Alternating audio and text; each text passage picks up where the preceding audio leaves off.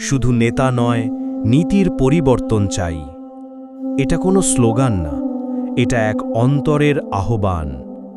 বাংলাদেশে বহুবার বদলেছে নেতা, কিন্তু বদলায়নি সাধারণ মানুষের ভাগ্য।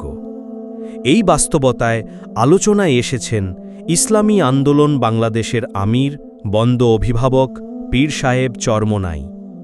তার কণ্ঠে উঠে এসেছে স্পষ্ট এক বার্তা: শুধু নেতা নয়, নীতির পরিবর্তন চাই। পীর সাহেব চরমোনাই বলেন, নেতা বদলালেই সব বদলায় না।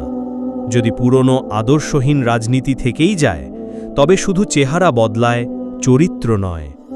আজ আমাদের দরকার একটি শাসন ব্যবস্থা, যেখানে থাকবে ইনসাফ, জবাবদিহি, আর থাকবে মানবিক মূল্যবোধ।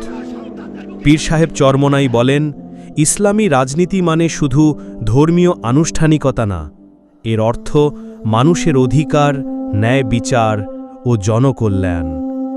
পীর সাহেব চরমোনাইর কণ্ঠে উঠে আসে অটল দৃঢ়তা। আমরা শুধু ক্ষমতার পালাবদল চাই না, আমরা চাই আদর্শ ও নীতির আমূল পরিবর্তন।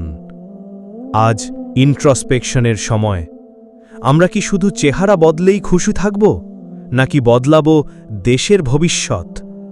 এই দেশ আমার, এই দেশ আপনার, তাই দায়িত্বও আমাদের।